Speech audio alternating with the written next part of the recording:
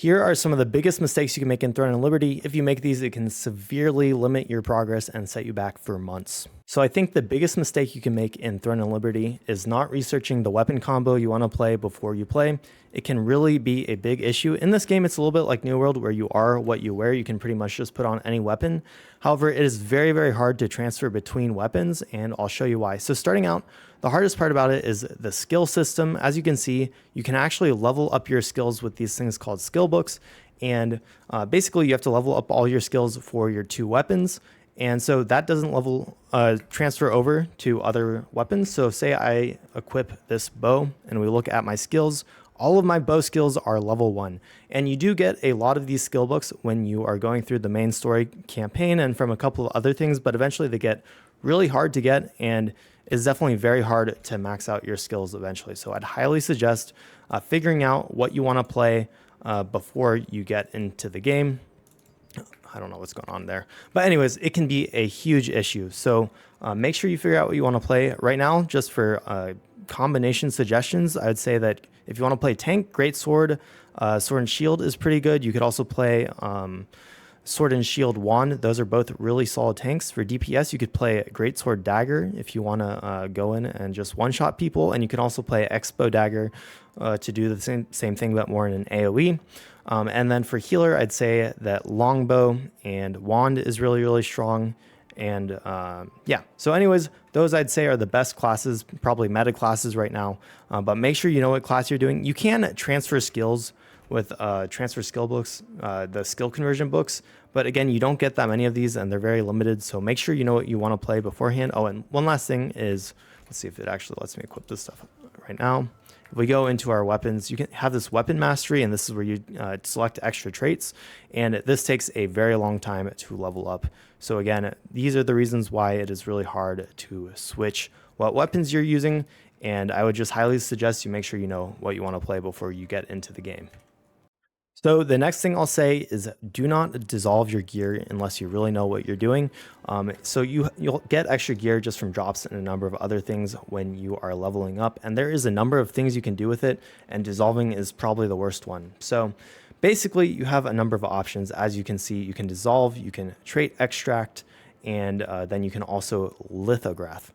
So let's start off with our trait extract. So say we have a very nice purple and we want to make some lucent on it, which is the pay to win currency. You can trait extract, and it requires these trait extraction tokens, and you'll get the trait that is on it. So ranged evasion, you'll get basically this trait extract, which you can then sell on the market, as you can't just sell these boots on the market, as you can see.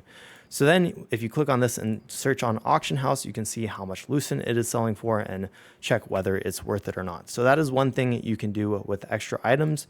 You can also lithograph them. It can be really, really good. By filling out these lithographs, you can get awesome rewards, stuff like that. So make sure you're paying attention to the lithographs. You can get really, really good things from it. And you definitely don't want to dissolve your materials instead of using it in the lithograph book.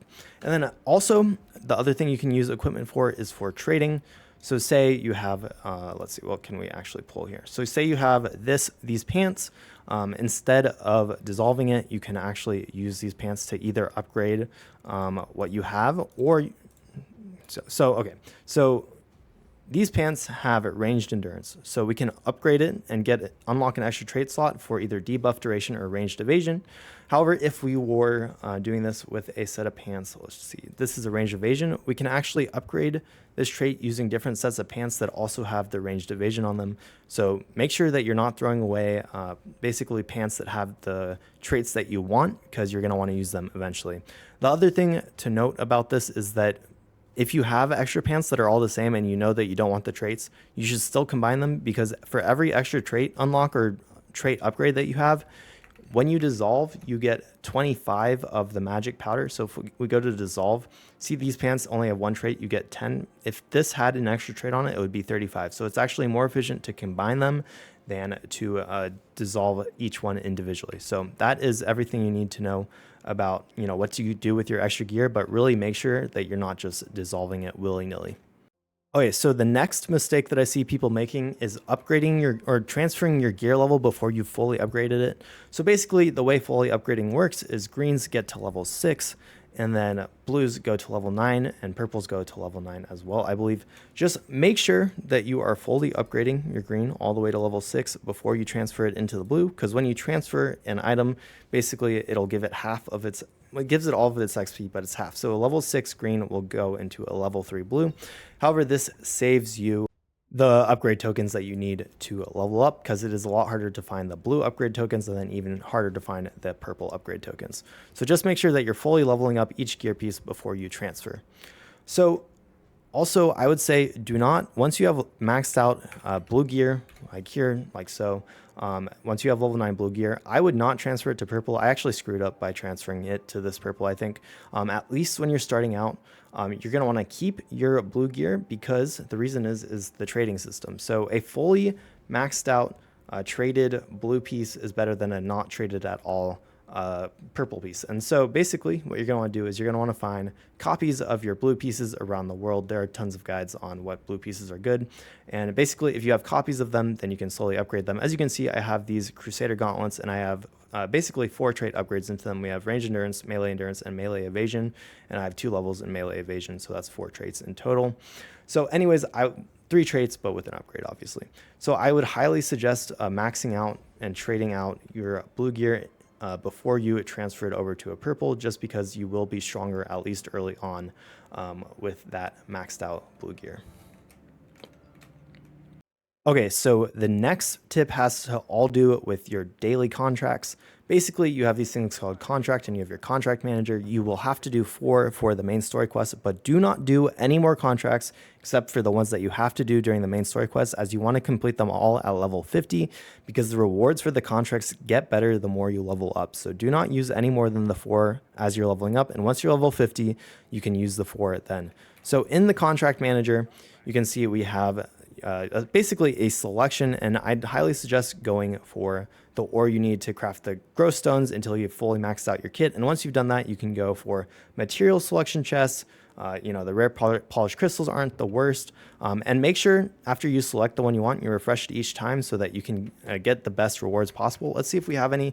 The best rewards you can get from these are these precious blessing pouches, and that's because you can get the basically purple gear from them. So definitely make sure that you're getting the contracts that have the precious blessing pouches, as that is a much better reward than any other rewards in these tracks. So that's basically all you need to know about contracts, except you get 10 a day and they can stack over 60. So you could get up to 64. Say I didn't do any more contracts. However, you can't get more than 60. So if I had like 61, I wouldn't get any new contracts for that day. So make sure that you're not capping out on your contracts, as that can set you back a bunch as you get a ton of stuff for your contracts. You get these contract coins. And if you want to know where to spend those, you can go over to the, there's not one here actually, but you can go to the contract coin merchant. So let's see, where is it? The contract coin merchant, and you can buy various things from there. Here, I'll actually show you what I think is the best things to buy from the contract coin merchant. There are a number of things that you can buy, and it can depend on what you need the most, but there are some things that you should just be buying pretty much every single day from the contract coin merchant with the coins that you get from doing your daily contracts. So I'd buy the fishing bait every single day, buy your mystic keys every single day. And then, from there on, it's sort of up to you what you need. This is also where you get lithographs if you need to craft weapons to, fill out your lithograph book, stuff like that. If you're really desperate, you can get a epic weapon from them. You can buy 1 blessing pouch per day. You can buy trade extraction stones from them. These are really, really good and important for making Lucent off of the market. And yeah, so that's pretty much everything I would say about contracts. Okay, so say you really do want to play a different weapon combination, and you're going through transferring all your skills and all that, and you realize, oh shoot, I have to level up this new weapon. Just know that you don't have to fully upgrade another weapon. If you're willing to get rid of your old weapon, you can actually transfer it over, transfer over the levels to a weapon of the same level, basically. So I guess you can transfer it to any weapon. So if we take, say, these, we can transfer these levels and fully upgrade these daggers right away. So that's just something to note. I wouldn't suggest doing it. It costs a lot of Solent. So again, this is why it's important to choose your weapon combination before you play the game. But if you're really desperate, you hate what you're playing and you're not having fun, this is how you do it to switch to a new weapon.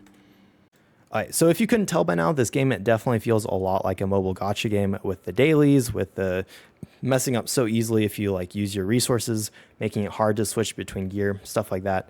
So on gacha games, you'll always have dailies that you got to do, and basically these are very important not to cap out on. So up at the top, you have your dimensional contract tokens and your abyssal contract tokens, and you have a max of 20,000 abyssal and 4,500 dimensional contract. You never, ever want to max out on these because it's really important that you get the full recharge every day. So on the dimensional contract tokens, these are used for your co-op dungeons.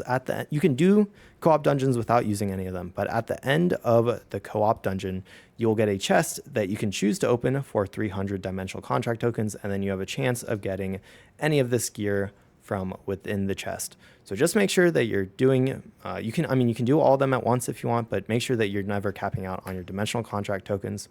And then moving on to abyssal contract tokens, these are what you use to farm open world dungeons. It is a little bit weird that you can't, farm as much as you want. You're sort of maxed out on your abyssal contract tokens, but that's just how this game is. Again, it's like a gacha game for sure. But basically any of these open world dungeons you can farm there, and you want to farm basically the ones that have the gear that you're going for. So selectively farm for, I mean to do that. Selectively farm for the gear build that you're going for. I may, put out some gear builds eventually, but it shows you, what items that the dungeon drops. And so make sure, again, you're never maxing out on abyssal contract tokens. They just run out just from killing enemies. And also, if you're doing an abyssal dungeon or an open world dungeon, make sure that you're using your contract scrolls from them, as these have really, really good rewards. So for example, if I was going to go do a Shadow Crypt, I actually don't have any right now. That's nuts. So say I was going to go do Celius Abyss, I can open these contracts and then do whatever they say and get great rewards from them. So anyways, just make sure that you're doing all those things and you should be fine. And I will have a guide coming out either today or tomorrow on what you should do every single day, like what your dailies are, what your weeklies are, and just make a checklist so it's easy to know so that you can follow along and just do everything that you should be doing every single day.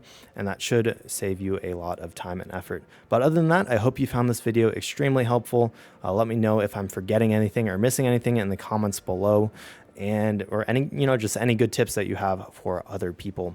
If you want to connect with me, feel free to join my Discord in the description below. And yeah, thank you so much for watching. I hope you found this helpful, and I'll see you next time.